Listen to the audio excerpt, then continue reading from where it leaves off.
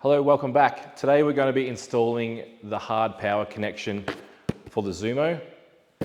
In previous video I talked about how I don't like relying on my phone just to do mapping and everything else. I like to keep things a little bit separate.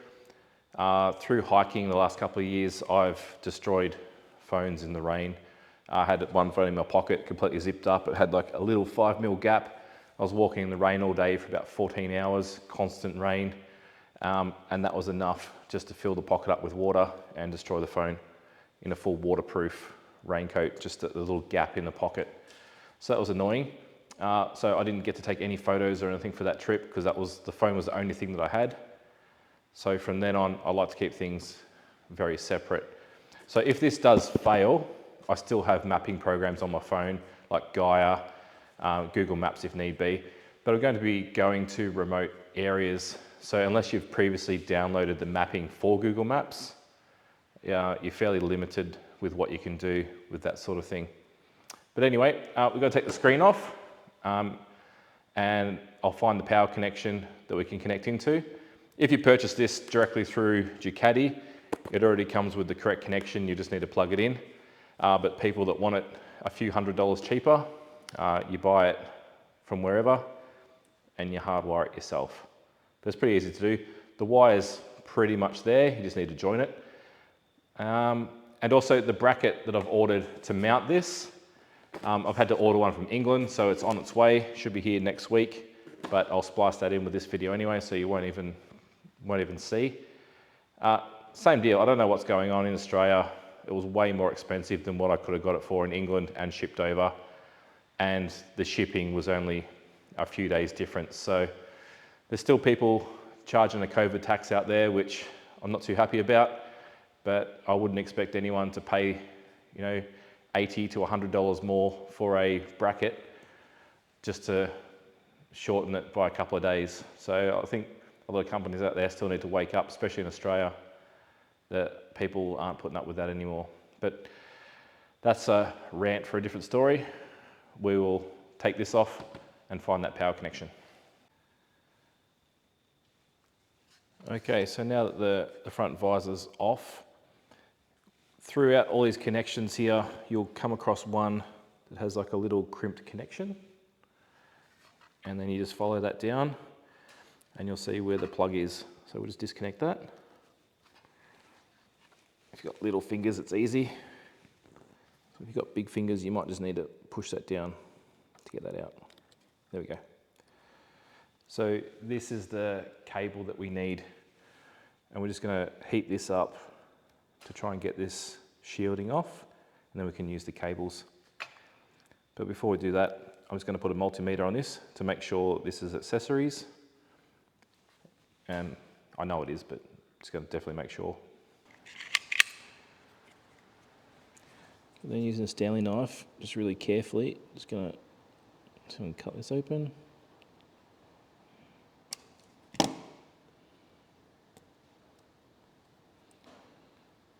It takes forever to try and get out. There's one. It's like a really hard plasticky rubber.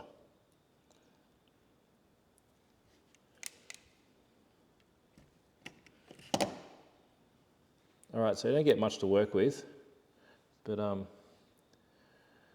just trim this off, wire it up and see if it works before we go soldering anything. Okay, so on this end, I've just twisted them a moment till we make sure everything's all good. So I'll just slide that over just to cover them up. But I'll take this back off to resolder, just don't want anything to shorten out. And then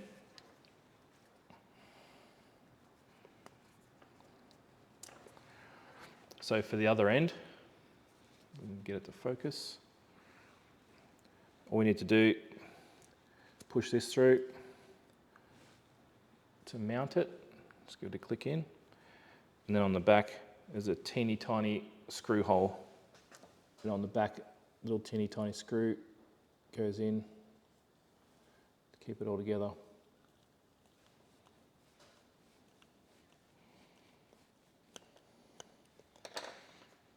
Make sure it's all nice and flush. Then that will be okay to mount on the back of your Garmin.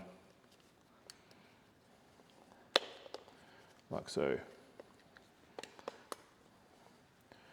All right, let's plug it in and find out. Okay, it's all plugged in now. All we want to do is make sure that this starts charging when I turn the bike on. Right, here we go.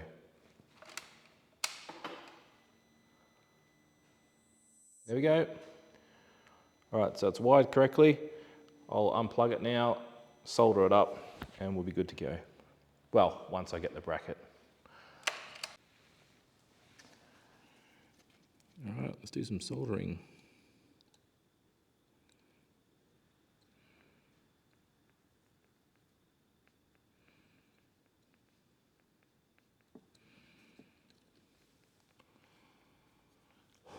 All right, should be good. Alrighty, so once you've shrink wrapped the end up and you've tested it all, make sure it all works all good, you chop the whole thing off. Because you realised that joining cables like that is a terrible idea, because you can actually go out and buy these connectors, which is exactly what I've done. So I don't know if you can quite see, I'll bring it up to the camera. That's the connector right there. So a few dollars, you can get yourself a proper connector, pop it on, no soldering, no possible way that that solder will break. Like that one's pretty good, except for the shrink wrap job, which is a terrible, terrible job. But all we need to do now is put the exact connector on, which is what you get from the dealer if you order this through a dealer, and you pay a few $100s, mainly just for this connection on this cable. And we're going to do it for a few dollars. I think it was like $2 or $3, $4 maybe, for that connector. And also, my bracket has come in. Bring in the camera. So, Evotech bracket. I've decided to go with the Allen key bolts on there instead of the hand screw or the thumb screw connections. Mainly just for a bit more security, like you're going to need an Allen key to get that out as opposed to just using your hands to unscrew and then possibly taking this whole head. So yeah, just a little bit more security.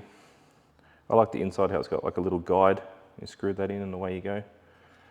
But we'll get to that in a minute because we're going to put these connectors on. So same deal, all I'm going to do is thread these on. See how much we need. Except before we do that, we need to put that little rubber grommet down on the cable.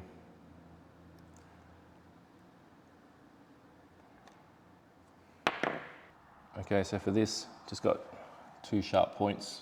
Just stretch them out a little bit to pop them in. And the same for the other hole, once you rotate it around.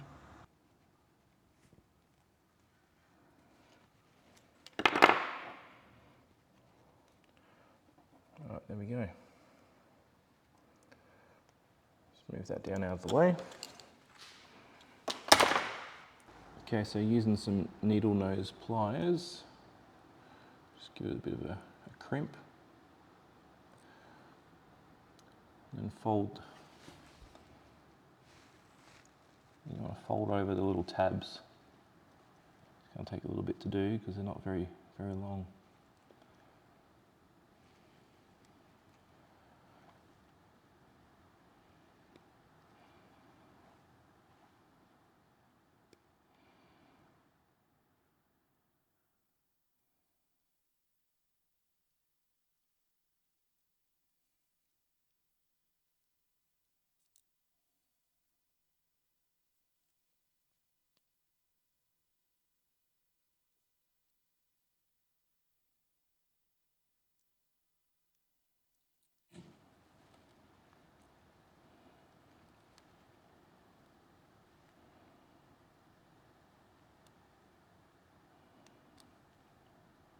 Which are actually really hard to see.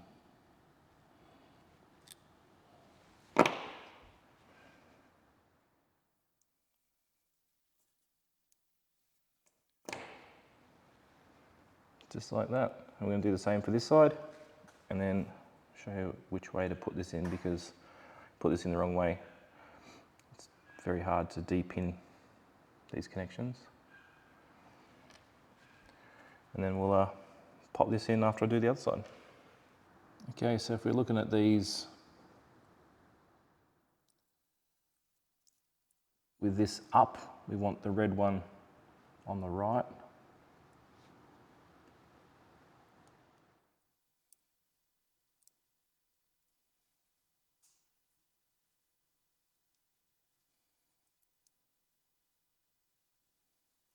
And black one on the left.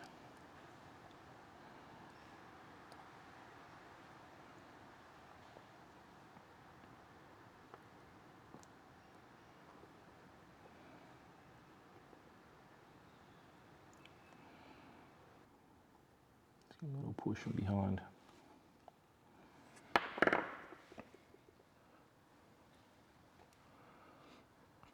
And there we have it. Let's get this back in. Keep everything all nice and waterproof. Okay, that is on. Let's now plug it all in and see if she's going to work. Just got a bit of self-adhesing silicone tape, which I'll wrap around that connection.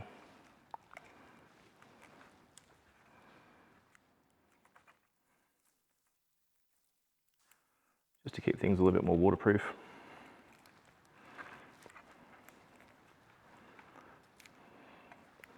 Behind the screen here is pretty good when you're riding, but if it's like sitting in the rain or whatever.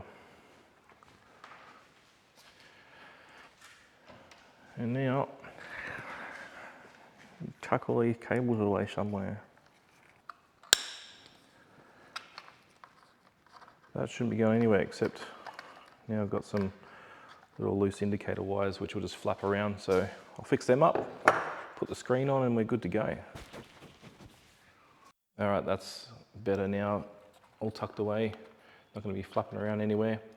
I've noticed a couple of times with the loose wiring in here, if you don't cable tie it, it's got little rubber straps. You go with some corrugations, you can actually hear these wires flapping around, so you want to make sure that's pretty good, otherwise that's where that noise is coming from. Okay, let's just make sure everything all works now.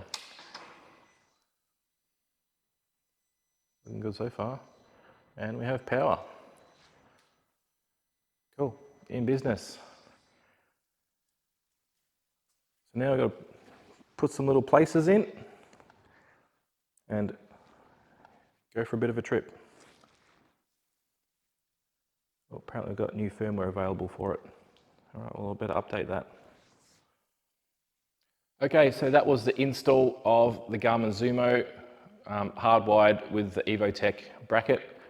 Hope it helped out. It's going to help me out no matter what, because I really don't like using the phone just for navigation. So I'm not going to go into detail on how to use the Garmin Zumo. There's heaps of other ones out there, and everyone is completely different on how they use one of these items, but more navigation the better. So what I need to do now is I'm waiting on one more thing before I go test everything out for my big trip. I'm going to head up to Victorian High Country, do a couple of days up there, just make sure everything's all good. And on that video, I'll be announcing exactly what I'll be getting up to. Don't forget, it helps me out a little bit, but like and subscribe down the bottom. Share this as much as you can. So in roughly 6 weeks' time from now, there is a big trip coming. The video won't be out in 6 weeks, but it'll be the start of the trip. And I'll be doing little bits of updating along the way. Yeah, see you in the next one.